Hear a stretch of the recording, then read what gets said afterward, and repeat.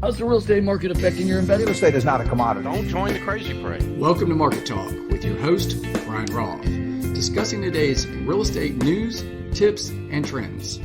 If I told you I was getting ready to share the most effective prospecting method known in the real estate industry, I have to imagine you would believe that would be worth hanging around for and listening. Well, grab a pen and paper because you're going to want to take notes. I'm getting ready to share that with you right now. I said it's the most effective technique in the real estate industry, but the fact is, this is a widely used technique for pretty much every industry. This technique is so simple that when you hear it, you might think, oh yeah, right, I know that. And I've got no doubt you already heard about it, but the question is, are you getting the most out of SOI, or sphere of influence? That's right. Above farming, working FSBO, circle prospecting, SOI is by far the most effective prospecting tool there is. Now, for those of you that may be new to the real estate business, SOI, or sphere of influence, is defined as the people who know you or know of you, and they include those who either like you or just feel neutral about you.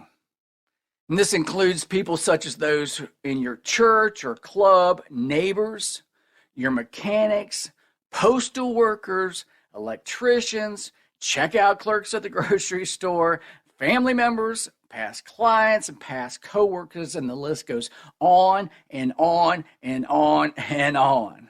Now you may be thinking, man, that's huge. I know, it's a lot of people. That's exactly why this is the number one prospecting method and why it's important you work this properly so you can take advantage of this opportunity and what it can offer you. So let me just share something with you. My father, he made a living as an insurance broker. And so when I became a real estate agent, I asked him what prospecting method he found to be the most effective in his career. Now, I was expecting a list of ideas, that he's just going to give me a laundry list of prospecting methods that worked for him. He simply said, I got it from people every single day and spoke to them face to face. That's it. Now, growing up, I knew my father was very social and liked speaking to people face to face. In fact, my very first memory of going through a drive-thru at a fast food or a bank wasn't until I started driving myself. He'd always park the car and go inside either restaurant or the bank because he wanted a face-to-face with the people. Now, I always just thought that was his generation, but I now know he just saw the importance of building relationships and meeting people face to face. He took every opportunity to build a sphere of influence, and he told me it was the only method he ever used.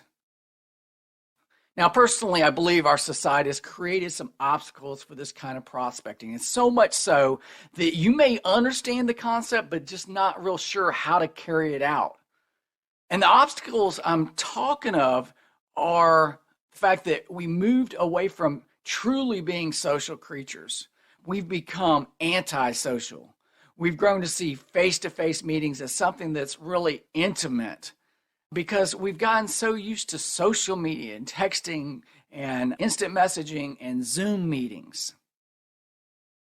Now, we can't disregard social norms because if we do, people might not respond positively to us. For instance, if we know someone doesn't answer their phone and only answers text messages, we're not going to get anywhere if we try to force them to answer our phone by constantly calling. All they're going to do is just block our number. So you have to adapt to some cultural and social norms. So to help you get the most out of your sphere of influence, I suggest 3 things you need to do. Number 1 is get out into the community every single day. And you know what? This is such an easy step. But as I said before, culture has changed social norms, so you may need to be purposeful on how you do this, meaning plan it out. This is a step that makes this career so exciting and fun too. Check your local event calendars for activities and events and put them on your personal calendar. Now, you want to attend events, find places to volunteer, join a social club. I mean, there's tons of social clubs you can join that do things in your community. Stop using the drive-through and always go inside. Take time to talk to people wherever you go. People are in such a hurry these days. Just slow down and spend time with people. Now, you may be thinking to yourself, people don't want to talk. Well, let me give you a tip on that too.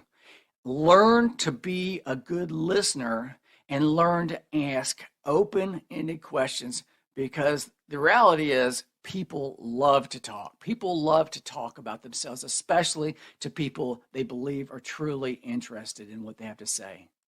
Next, set a goal of handing out at least 5 business cards a day and getting at least one person's contact information. Contact past clients. Another thing is you can deliver goodies to area businesses to introduce yourself. You see lenders doing this all the time. They walk around and they have little goodie bags for everybody in the office. People are always open to receiving free gifts, man. And then focus on building relationships and not making sales. Number 2, utilize your customer relationship management application with your SOI. Your CRM is a great tool that's going to help you work smarter rather than harder. Always carry a small notepad or have an app on your phone for notes. When you meet someone and are able to get their contact information, write that information down so you can add it to your CRM later.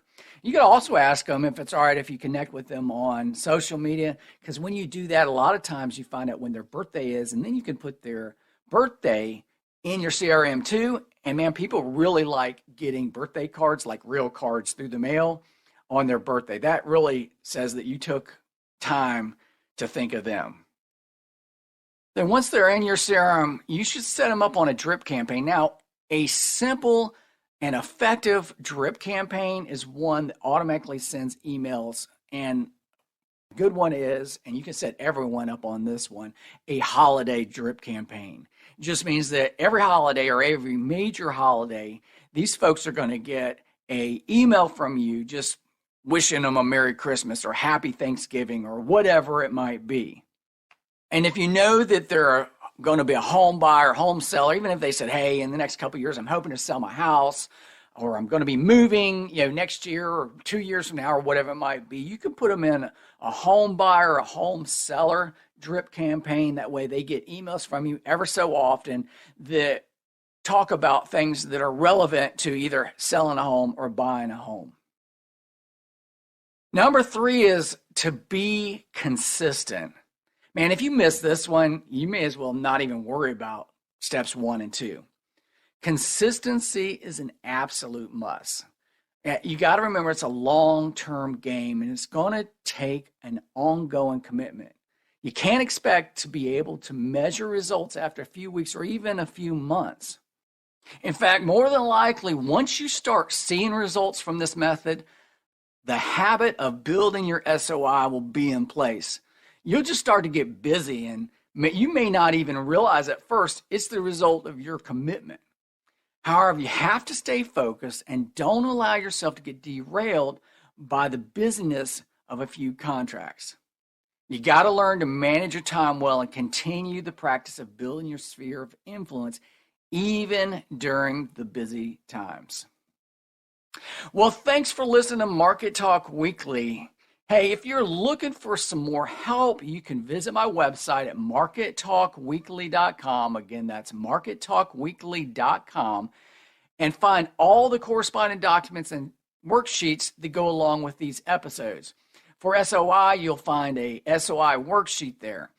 All the documents are free to download and use. You just have to create a free account and be logged in to download them from my document library.